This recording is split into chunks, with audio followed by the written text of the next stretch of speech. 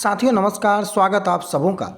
आज बिहार में शिक्षा विभाग की ओर से ट्रांसफ़र को लेकर के टीआरई 3, हेडमास्टर की बहाली या फिर अन्य जितने भी शिक्षा विभाग से जुड़ी खबरें हैं, उन तमाम खबरों के साथ हम एक बार फिर आज उपस्थित हैं आप लोगों के सामने।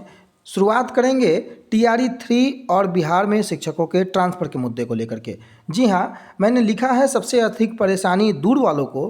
क्यों लिखा है, कितने आवेदन आए थे, किस प्रकार से शिक्षा विभाग ने एक बार फिर से अपने नियमों में थोड़ी सी नरमी बरतते हुए कैंसर पीड़ित जो शिक्षक हैं उनको थोड़ी राहत भी दी है, कैटेगरी बनाने की बातें सामने आई है। तमाम मुद्दों को हम लोग इसी वीडियो में देखेंगे। शिक्षा विभाग के साथ मिलकर डीओ साहब किस प्रकार से आपसी सहमति के आधार पर ट्रांसफ़र करने की बात जो अखबारों के माध्यम से भी निकल कर आई है, उन तमाम मुद्दों को हम आपको इसी वीडियो में दिखाएंगे।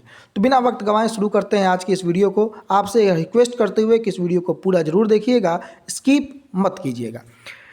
लेकर के चलते हैं हम आपको कल्याण विभाग की ओर से ये जो विद्यालय अलॉटमेंट की बातें थी उसको कल देर शाम जारी कर दिया गया है।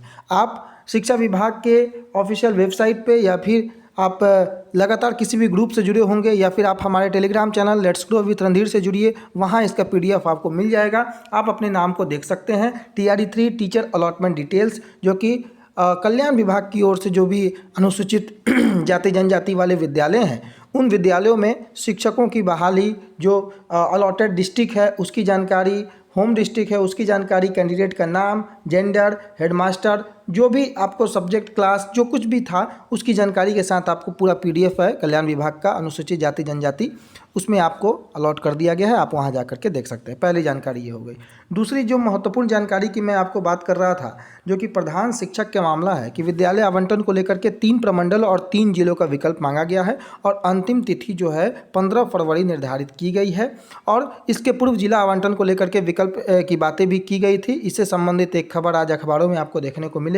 लेकिन सबसे प्रमुख मामला जो कि ट्रांसफ़र का है उसको लेकर के अगर हम चले तो जिस प्रकार से शिक्षा विभाग और डीईओ की आपसी सहमति से तबादला होने की बातें आई है, कल भी मैंने आपको एक वीडियो के माध्यम से बताया था कि डीईओ साहब के पास आवेदन आने का सिलसिला धीरे धीरे शुरू हो गया है और आज भी अखबारों ने इसको प्रमुखता से छापा है, जगह दी है अपने पन्नों पर। और लेकिन एक इम्पॉर्टेंट बात कैटेगरी बनाने की बातें है। तो आप देखिए, पहले सरकार ने क्या कहा था कि जो गवर्नमेंट अस्पताल में इलाज करा रहे कैंसर जो पीड़ित शिक्षक हैं उनके तबादलों को जो है सरकार प्राथमिकता के आधार पर करेगी।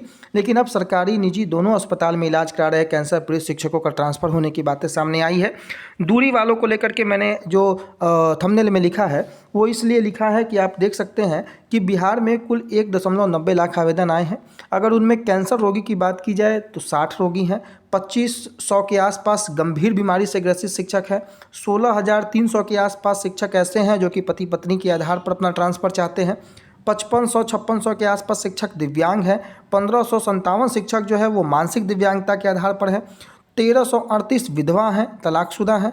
लेकिन सबसे अधिक अगर मामला आप देखेंगे तो 1,62,000 के आसपास के संख्या, इससे भी अधिक का जो संख्या है वो आपको केवल और केवल दूरी के आधार पर शिक्षक हैं। और इसलिए ये सारे शिक्षक चाहते हैं कि अपनी नियुक्ति अपने घर के या गृह जिले के या फिर नज़दीक के स्कूलों में अपनी नियुक्ति करवा लेना। इस कारण से इन्होंने ट्रांसफ़र को अप्लाई किया है। तो आप समझिए कि 1,90,000 में 1,62,000 से अधिक शिक्षक जो हैं वो सिर्फ दूरी के आधार पर अपना आवेदन दिए हैं। तो सबसे अधिक परेशानी इन्हीं में है। और विकल्पों को लेकर के अगर जहाँ तक पिछले दिनों जो खबरें निकल कर सामने आई थी कि अगर उस विद्यालय में रिक्ति नहीं होगी तो आपको फिर बगल के या फिर अन्य ज़िलों में भी आपको नज़दीक के ज़िलों में आपको भेजा जा सकता है, ताकि आपकी जो ट्रांसफ़र की जो बातें हैं, आप नज़दीक जाना चाहते हैं तो कम से कम आप अपने घर के नज़दीक जाएं। लेकिन इस पर अभी तक फ़िलहाल कोई भी ट्रांसफ़र नहीं हुआ है जिसके आधार पर आप किसी भी बात को पुख्ता रूप से कह सकें। मात्र 35 जो नियमित वेतनमान वाले शिक्षक हैं उन्हीं का ट्रांसफ़र हुआ है। लेकिन इसकी पूरी खबर को अगर आप देखिएगा तो पूरी खबर में 16 अधिकारियों की टीम की जो ट्रेनिंग की बातें थी, उस जो टीम बनाई गई थी, एक सप्ताह पहले एक दिन की इनको ट्रेनिंग दे दी गई है। इससे भी संबंधित जानकारी हमने आपको दिया था, जो सूत्र के आधार पर जो जानकारी निकल के आई थी। शिक्षकों के आवेदन की जांच के बाद आगे की प्रक्रिया शुरू की जा सके, इसके लिए ट्रेनिंग आवश्यक थी। और इसके दौरान जो आवेदन की जांच है, ट्रांसफ़र की कैटेगरी है, स्कूल का चयन है, अन्य प्रक्रिया के बारे में भी इनको जानकारी दे दी गई है। और अलग अलग काम इन 16 अधिकारियों को जो प्रतिनियुक्त किया गया है इनको बांट दिया गया है। कब से ये प्रक्रिया शुरू हो रही है, इससे संबंधित भी एक खबर यहाँ पर सामने आई है कि जो फरवरी का अंतिम सप्ताह, पहले भी आपको जानकारी मिली थी कि 20 फरवरी से जो है एक लक्ष्य रखा गया है कि जो है कुछ शिक्षकों का ट्रांसफ़र कर दे। हालांकि फरवरी का अंतिम सप्ताह भी वही है, 28 तारीख तक का ही, 28 दिन का ही ये फरवरी का महीना है। तो अब देखना होगा कि शिक्षा विभाग कितनी गंभीरता से इसको आगे प्रमुखता से इस मुद्दे को लेकर के जाता है। और 16 अधिकारियों को जो एक दिवसीय ट्रेनिंग दिया गया है और डीओ साहब की सहमति के आधार पर जो ट्रांसफ़र की बातें आ रही है, उनमें किस प्रकार से आगे रुझान आता है, किस प्रकार से ट्रांसफ़र की प्रक्रिया आगे बढ़ती है, ये समय के साथ हमको दिखेगा।